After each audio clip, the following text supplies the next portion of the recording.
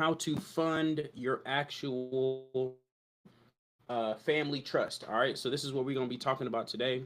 I want to make sure that I give y'all some value. If you can hear me, definitely put a one in the chat. I want to make sure that y'all are getting massive value right now. Let me go ahead and put this so y'all can actually see it, brother. You get what I'm saying? Make sure y'all can see me. Let's go live on all platforms. Bada bing, bada boom. Do it. Let's do it. What's going on, everyone? What's going on? Hope everyone's having an amazing weekend. Hope everyone's Easter was spectacular.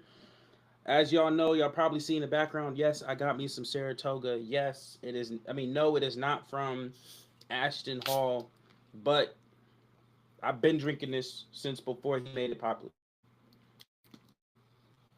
Okay. So look, let's go ahead and get right into it. I want to talk about exactly how to fund your family trust, and I don't want to waste any more of you all's time. So let's go ahead and break everything down. All right, let's go ahead and break everything down. Depending on where you all are, so that everyone can actually see me. Let me make sure that the layout makes sense for everyone, so it fits.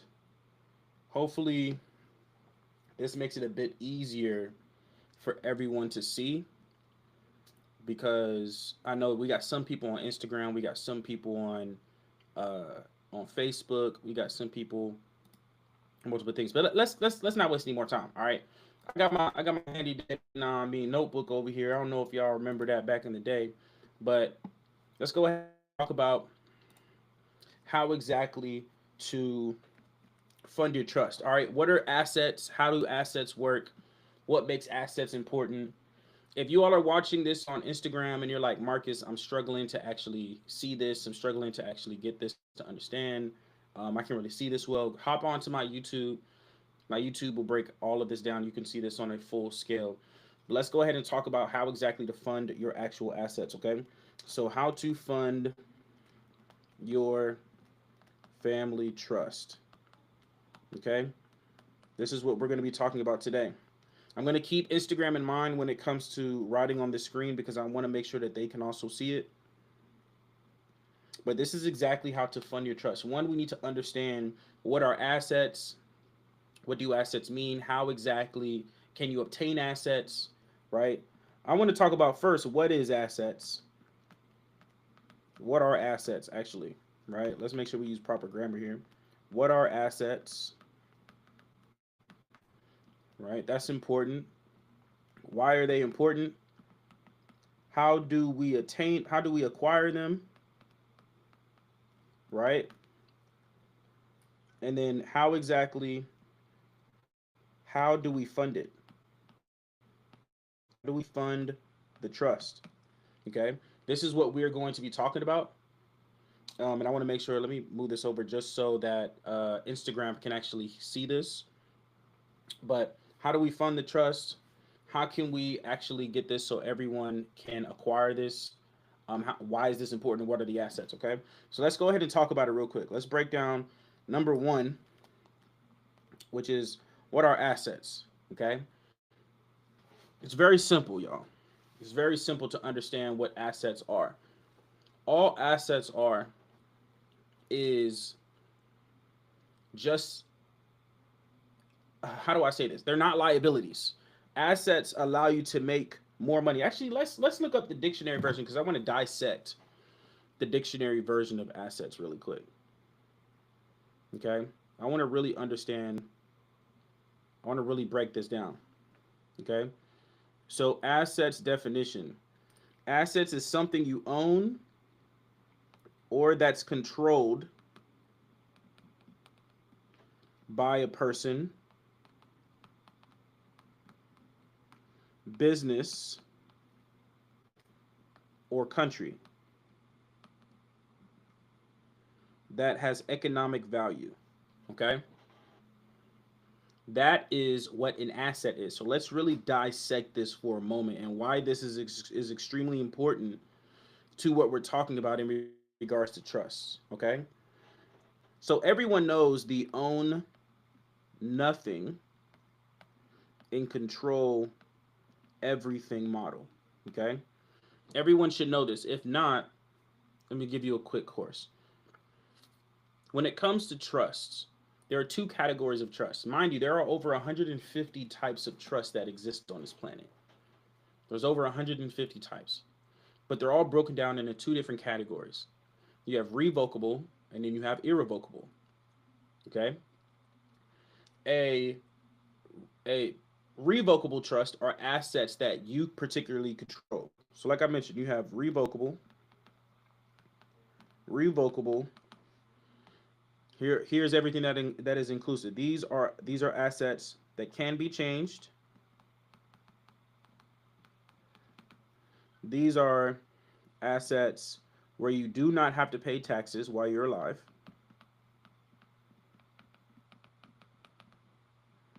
This is a revocable trust that allows you to be any party, making sure that this is digestible for you all to understand. And what I mean by be any party, this means be a grantor, be a trustee, or be a beneficiary. You can be this all in one day. Okay? You can be this all in one day. Right? And so here's the con of this, right? The con of having this is because, oh, one last thing. Um, you own the trust. Now, because you own this trust, this is very important that I'm about to break down right now. Okay? Because you own this trust, own is the key component here. The judge, this is the con. The judge can do something called piercing the corporate veil. I'm putting this in abbreviations, okay? PTCV, piercing the corporate veil. And what this means is that the judge is pretty much saying that you as the owner, now have liability, or you as the owner have to pay any debt or are liable, excuse me, they are liable, that's a better word, you're liable for any debt that come along with your LLC or your trust, right? So if you have a revocable trust, and for people that are understanding, a trust is just a LLC on steroids, okay? But I want you all to understand that if you have an irrevocable trust, I'm sorry, a revocable trust, because you can become the grantor, trustee, or beneficiary all in one day, and because you own the actual trust, the judge can make you liable for any of this. So if you own $1 million in debt, and say your business only made 200K in a year, then you're negative 800K. Where is that debt coming from? You get what I'm saying? That debt has to come from somewhere, right? And so this debt is going to come from, shoot, your house, your car, shoot, even your children. They'll pass the debt on to them. And y'all don't want that. This is like worst case scenario, right? But this happens all the time. I want y'all to understand this is something that happens all the time. So the key reason why I broke this down is because when we go back up to control, to own or controlled, you want to make sure that when you have an asset, you only control it, but never own it. So I'm going to recreate the definition for you really quick. Okay? I'm going to recreate the definition of an asset, meaning a controlled, meaning that it's controlled by a business, person, or country. That's what an asset is. because you don't want to own it. Technically, you do own it, but you own it in a different way. But your goal here is to control the asset without ever owning it, because if you own it, then you can be liable for the debt, right? And so this is why you always want to control and never own. Okay? So this is what this is what assets are. Assets are controlled uh machinery or cash that are controlled by a person, business, or country. Okay, so that's really what a asset is.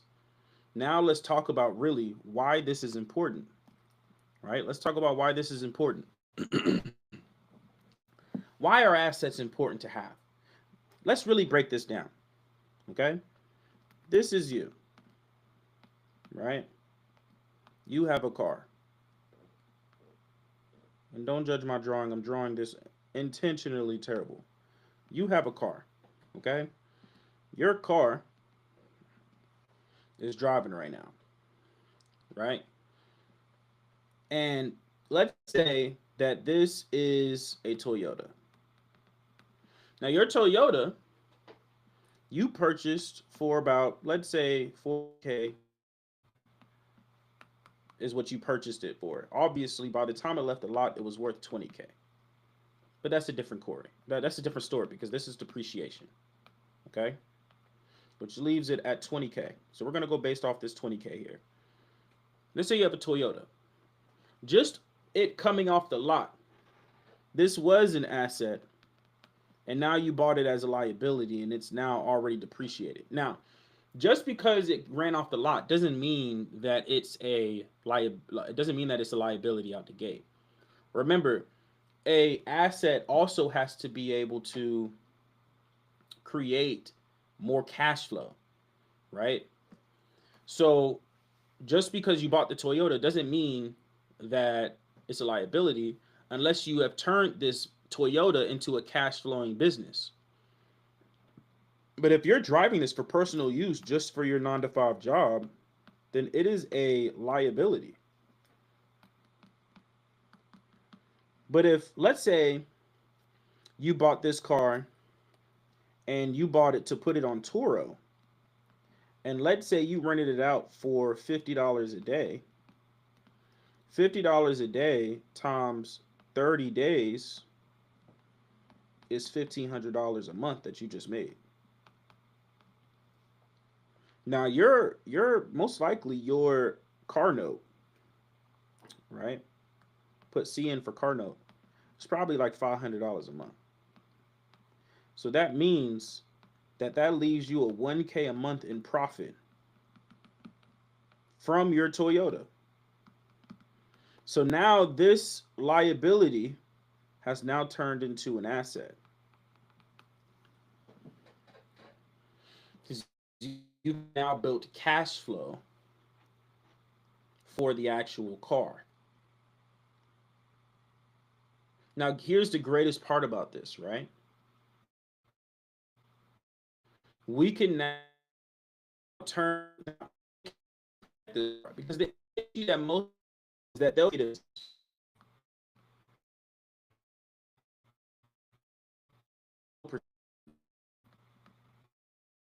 So what is smart to do with this Toyota? The smartest thing to do is to identify one, the purpose. When you're trying to fund your trust, the first thing you need to do is identify what is the purpose of the actual tangible asset, right? Is this for your business? Is this for, is this a collectible?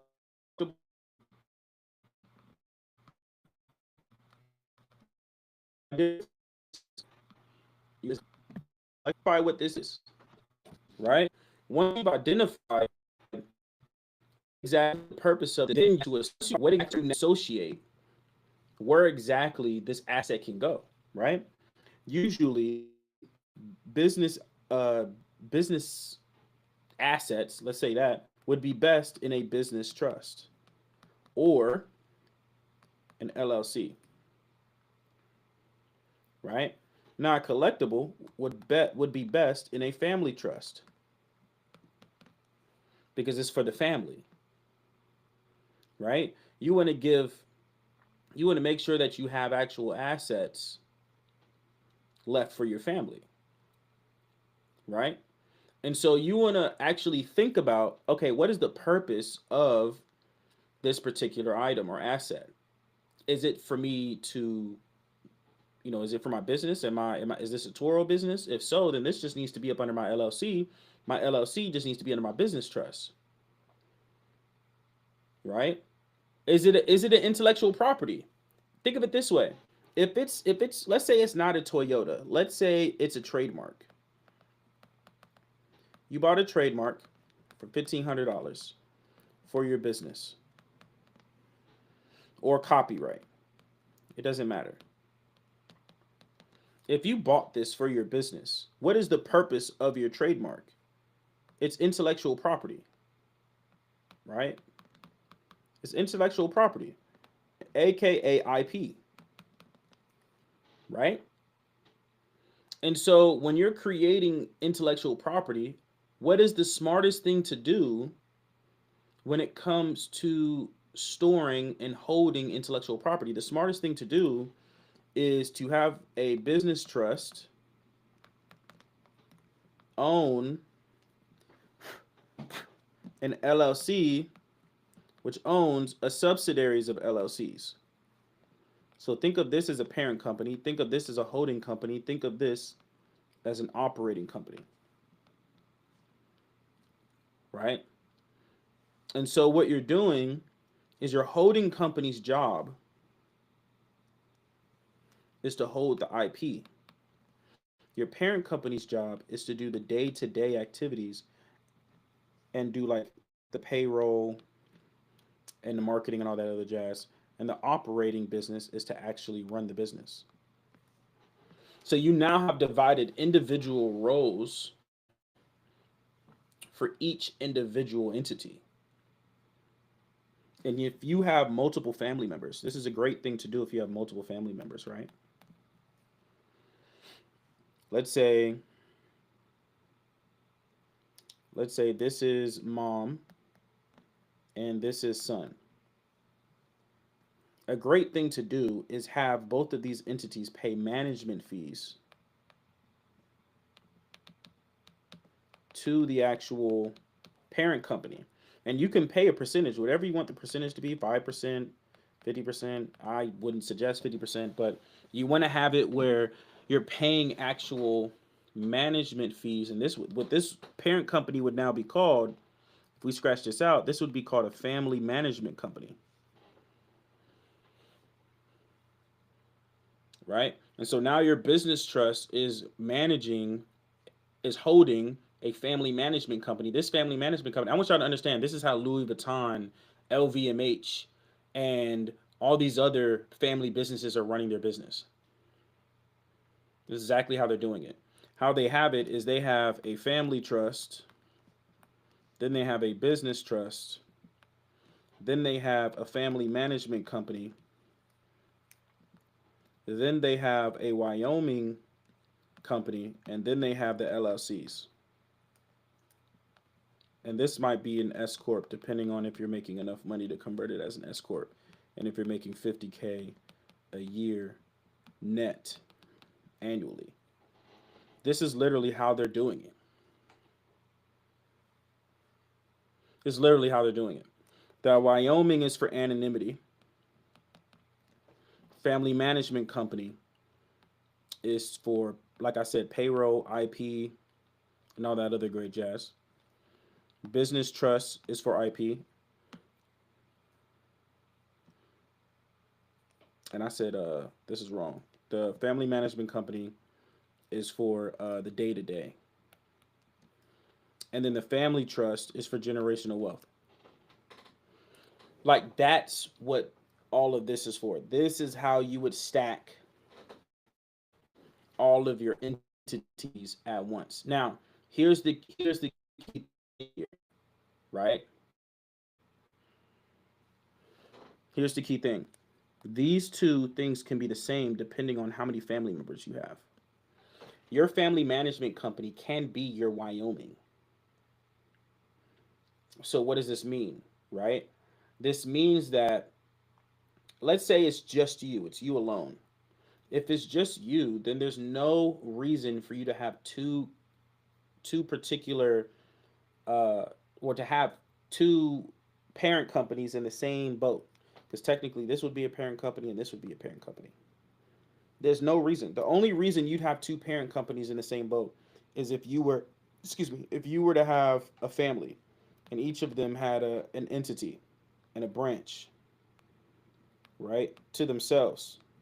And they might have different entities of their own or different branches of their own. This is if you have a family. Now, if it's just you, then it would just be simple. It would just be a family trust, a business trust, a family management company, which would be in Wyoming, and then you'd have your LLC.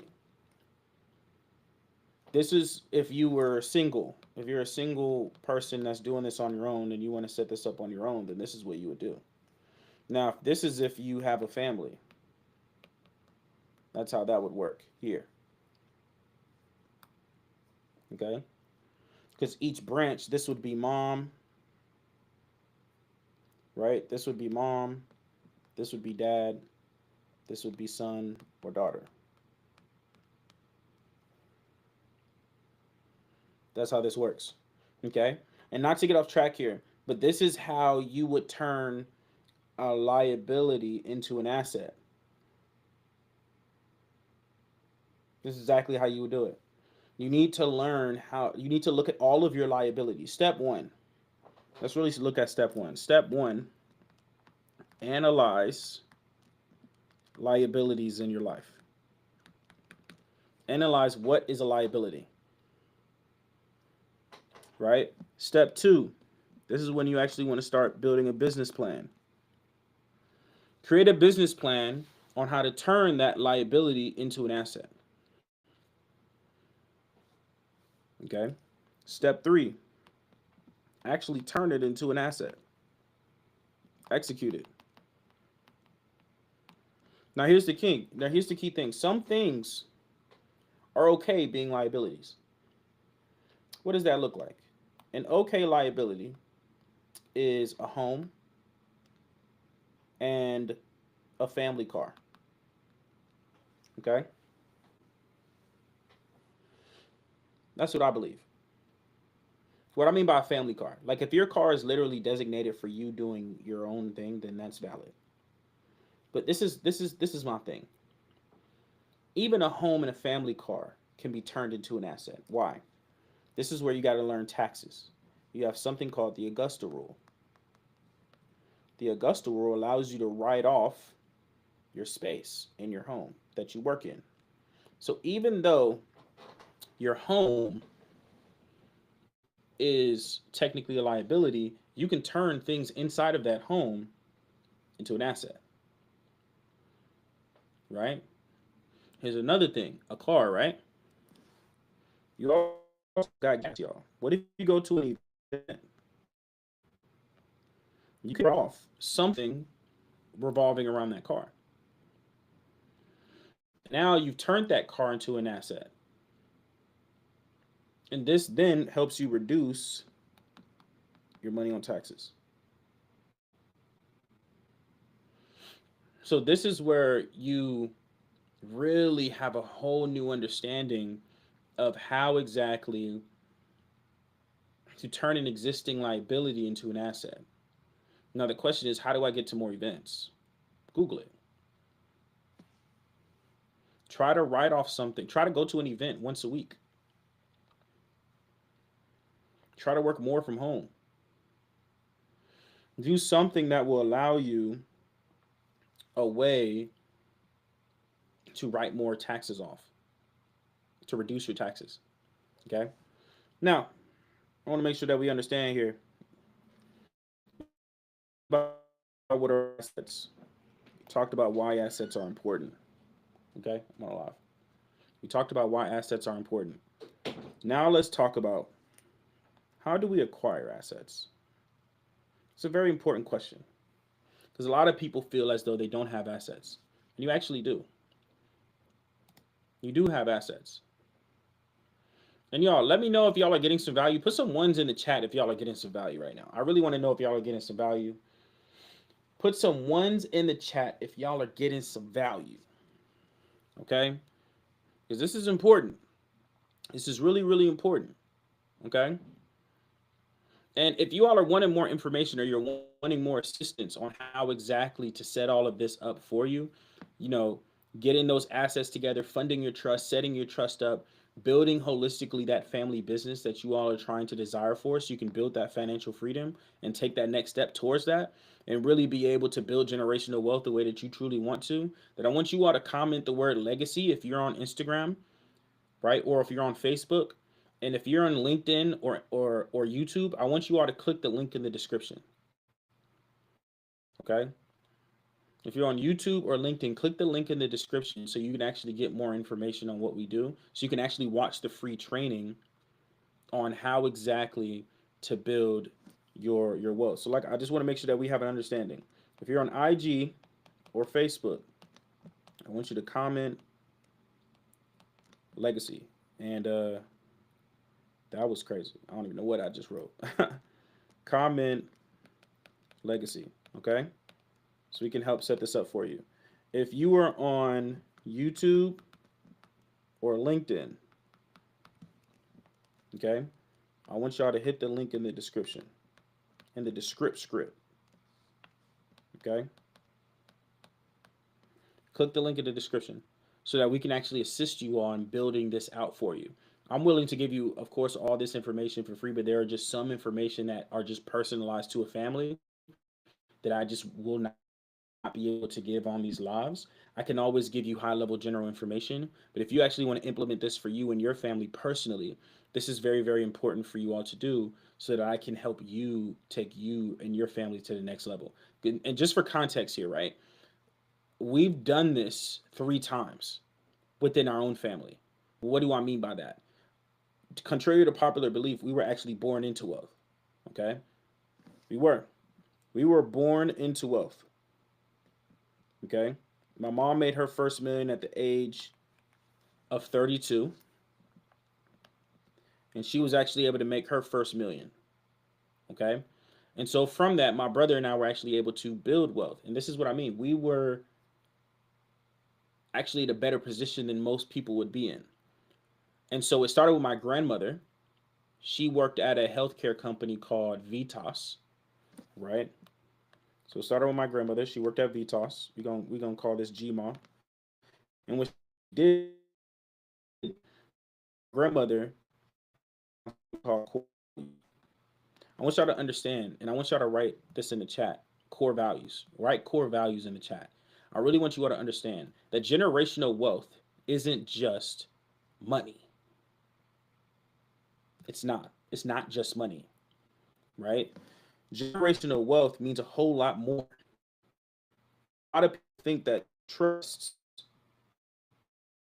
and insurance is the policy in the only you life insurance education. No education, just bring the time is a trust and it entitled to be seen. I actually like to call them ETFs for short. You're creating entitled trust fund babies. And because of their lack of education, there's a statistic, right? And I'm breaking this down for you. I'll of course break down the assets, but I really feel like this is important for you all to know. Let's say this is you, right? You built 100% of your wealth. This is what you would call first generation wealth builders, right? Now, here's the key thing here. You obviously have children, right? But if they only get a trust and a life insurance policy, like I said, you're creating ETFs, entitled trust fund babies. A lot of people think ETFs is just for investing, which we'll talk about that as well. But ETFs are entitled trust fund babies as well, right? And so what you're doing is you have 100% of your wealth here, but because you have entitled trust fund babies now, and this is a real statistic, y'all, 70% of your wealth will be gone. This is second generation. Now, let's say they have children, right? Here's the key thing here. 70% of your wealth is gone here. More than 90% of your wealth is gone by the third generation. If you do not teach education, that's what I'm saying. So this is what I'm here to teach you all. When you work with us personally, we're going to teach you and educate you on how exactly to build generational wealth, because we've done this 3 different times. Like I said, it was with my grandmother first. My grandmother passed down core values to my mom. With those core values, just those core values alone, she was able to make her first $1 million. And then our mom passed us, my brother and I, those core values. With that, within a short 4 years, we were able to make $2 million just from the core values. Now I want you to understand, my grandmother was making 6 figures. I don't know the exact amount. I probably should ask, but I'm just gonna say 100K. She was making 6 figures. Here's the key thing I want y'all to understand: an average wealth builder loses their wealth every generation. 70% is gone, 90% is gone by the third. But guess what happened to our generation? We went from 100K to 1 million to 2 million. By the third generation, our wealth increased. It didn't drop, it increased. Are y'all picking up what I'm putting down right now? It increased. So if you all are wanting to understand how exactly we're able to do this, this is why I'm saying you guys want to definitely comment the word legacy. And if you're on YouTube or LinkedIn, click the link in the description and actually watch the free training that we have. We're going to show you exactly how to set this thing up. And I'm going to send you a personal DM. And I'm taking a photo right now just to make sure. All the people who commented legacy, I am sending you all a personal DM showing you all exactly how to set this up for yourself. Okay, so let's get back to the regular scheduled program. The key thing here is that now we're going to show you how to acquire assets. Okay, let's show you how to acquire assets. How to acquire assets. How do we do this? We know what assets are. They're controlled by a person, country, or US. And what is controlled? We're talking about businesses, cash flow. It has to be something that's bringing cash flow. So let's really understand what are the different types of assets that exist. You have retirement accounts. These are like your IRAs, your 401ks. We also have investment accounts. So I view investment different from retirement. Okay, so this could be forex trading, this could be stock trading, this could be private equity, this could be whatever you want this to be. Honestly, this could be whatever you want it to be, but this is investment accounts. Okay, you also have businesses. Businesses are also things that are assets, right? Some of y'all have liability businesses though. Some of y'all do. This means y'all businesses aren't making any money. So now that's a question of how do we turn a liability of a business into an asset? We now have to understand how do we figure out the bottlenecks within our actual organization and solve that. Solve those bottlenecks. Which I'll probably do a totally different live this week on Friday, breaking this down. because that's a totally different conversation, right? Or let me know what y'all want to know. Do y'all want to know how to create a trademark, or do y'all want to know how to build a business? Let me know. Put that in the chat. Do y'all want to learn how to build a trademark and protect it, or do y'all want to learn how to actually build a cash flowing business? Maybe we can do a business audit. Maybe y'all can come to me on Friday and be like, "Hey, Marcus, I have a business. This is the issue that I'm having. What's the problem with it, and how can you tell me how to solve it?" Maybe we'll have a mini little Shark Tank of how to solve businesses or bottlenecks or whatever in your business. Let me know what y'all rather do. Trademark or business? Let me know in the chat. Right? Which one y'all rather have? But the key thing here is we have retirement accounts, investment accounts, businesses. We have obviously policies, life insurance policies. We have funding. So what funding are we talking about? We're talking about grants. We're talking about credit funding. Right? Which credit funding, there's 5 different types of credit funding. You have personal funding, business funding, secured funding, corporate funding, and family funding. Okay? So there are different types of funding that exists. Right? So you got funding. What are the things we got? I'm trying to think off the top of my head. What are the things do we have in regards to funding? Well, I'm trying to think. Stocks. Tripping. Stock funding. You can business funding. Even policies would be under funding, right? Because you can borrow against your insurance policies. These are also ways to getting funding, right?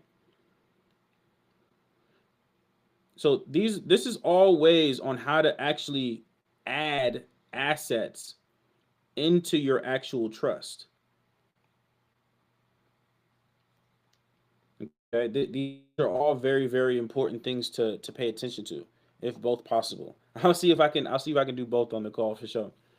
But these are all different ways on how to fund your assets, right? So this is like a short list.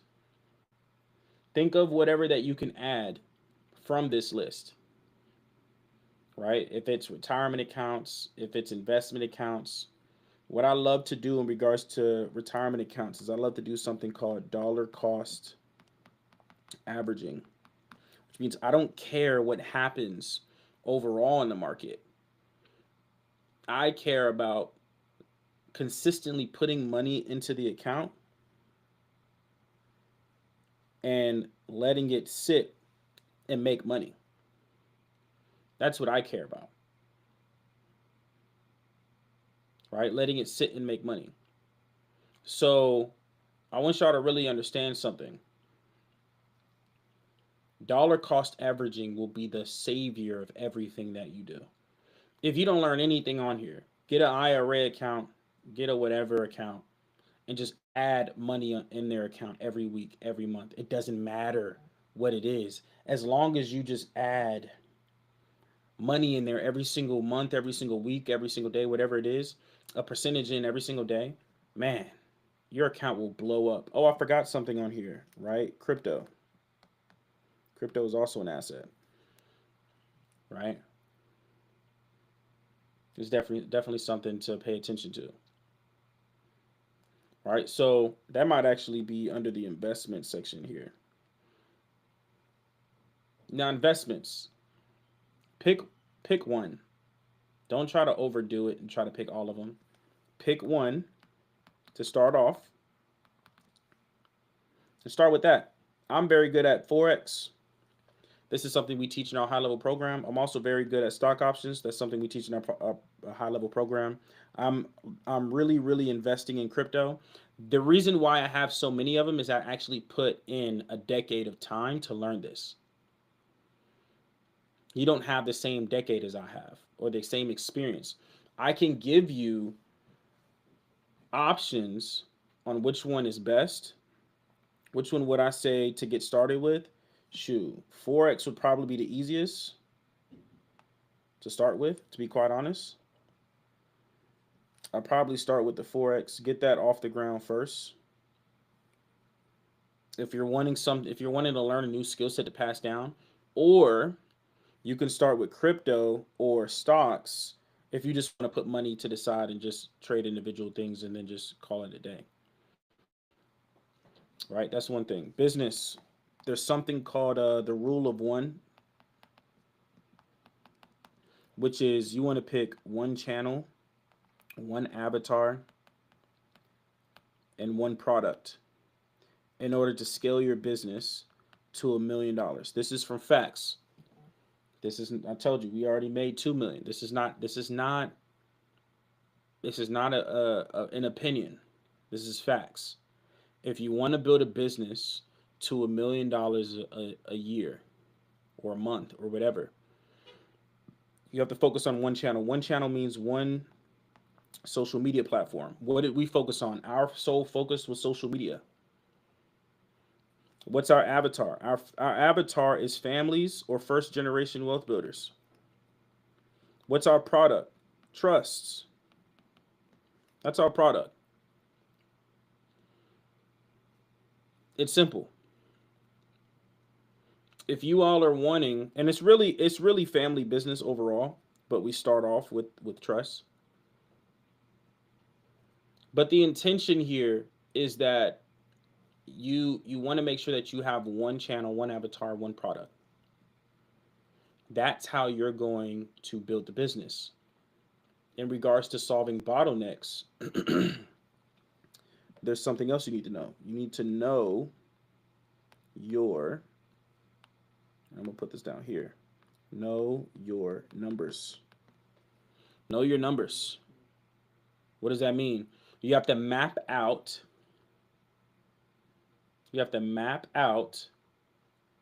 your funnel, your client journey. So, for example, let's do it this way.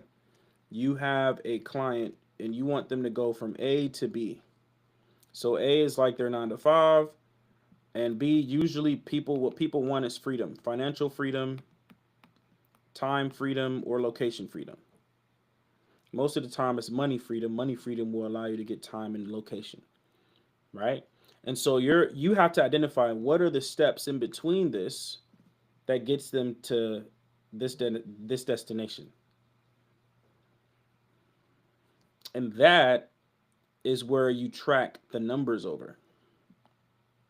This is where you figure out, okay, what's the KPIs of this journey? And so once you understand that, then you'll be able to, once you know those numbers and know your KPIs, then you'll be able to make money, right? And so this is where all of this kind of plays in here, right? Now, when it comes to the funding piece, same thing. Pick one. Don't overdo it, y'all. So you're going to do the credit route, you're going to do the grant route, you're going to do stocks, you're going to do the business like we talked about here. You're going to do the policies, right? Which do the dime method and then do infinite banking afterwards. If you're going to do policies or crypto, it doesn't matter. But as long as you do one of these, y'all, you will be successful. It's guaranteed. Okay? It's guaranteed. I can't make this up. You know what I'm saying? Like it is what it is. Like this is what it is. Right? So let's talk about the last thing. Last thing, y'all. Last thing. How do we fund this bad boy? It's very simple. How do we fund it? Let's talk about how to fund this bad boy. Okay? And let me make sure. I feel like my Instagram is glitching up for some reason. Hold up. I don't know why it's glitching. Make sure that my Instagram can see. Yo, Instagram, drop some ones in the chat if you can see. I just want to make sure that y'all can see what I see real quick. Drop some ones in the chat if y'all can see what I see on Instagram. But let me actually check. Let me check if Instagram can actually see what I see. Let me see. Boom. Make sure y'all can see what I see. I don't know why this thing tripping. There we go. Okay. I wonder if y'all can see what I see. Okay, y'all can. Great, great, great, great, great. All right. So let's talk about how exactly do we fund this. Okay. I was talking about this with the policies, right? You want to do something called the dime method with insurance policies. Okay. So what does the dime method mean? This is just an acronym. Okay. Dime means death or debt. So to give you a definition of what the dime method means, the dime method means that your goal is to understand how much funding you actually need for your insurance policy. That's what the dime method is. It's an acronym to tell you how much funding you actually need from an insurance policy. Okay? Most people don't know how much insurance they're supposed to have for their family once shit hits the fan, right? And so if anything happens when it comes what the D stands for, the D stands for death or debt. Okay? So what that means is that you want to make sure that you have enough insurance to pay for your funeral and any high interest debt. Okay? That's what it's for. To pay off any one of those two things. Okay? So let's say that's 50,000, right? The I stands for income. The goal here is to have 10 years worth of income. So if you want, that's how much insurance you want to have. So if you currently are working, let's say 50K a year, let's use that same number, 50K a year, because that's an average person. Actually, an average person is not even 50K. An average person is 40K. 40K a year. You want to multiply that by 10 years, and that's how much uh, insurance policy you should want to get. That's 400,000. Okay, so 400 plus 400 and plus 50 is 450K so far that we've gotten. M is for mortgage. So what does this mean?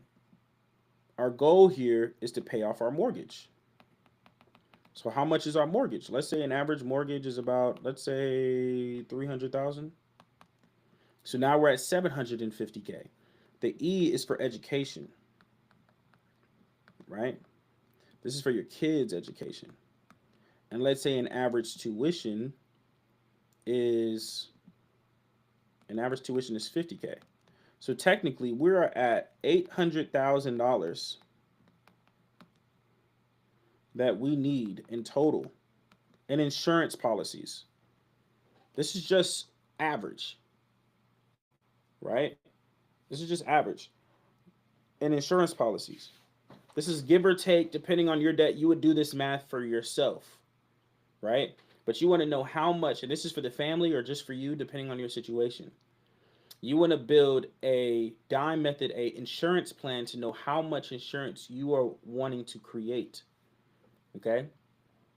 And so now that you know the insurance, this is where you now go to a what you want to now do is you want to go to a life insurance company.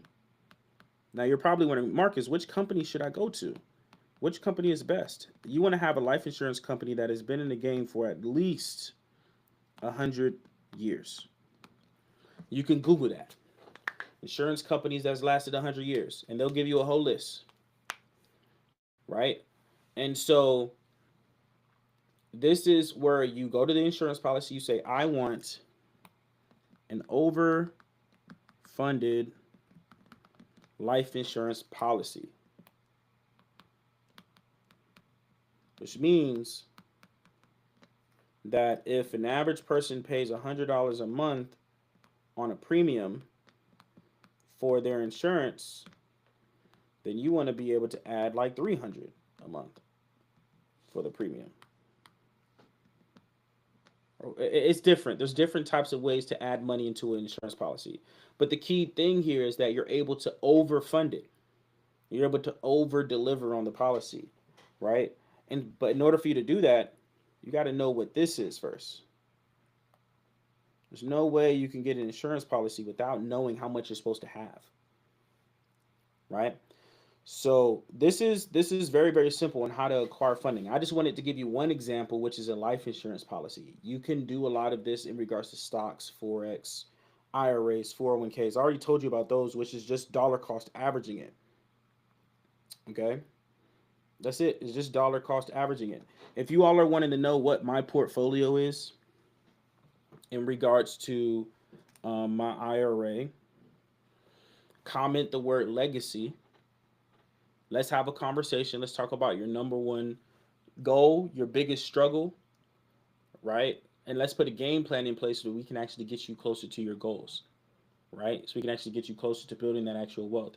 And what we'll do is I'll throw in our portfolio for absolutely free.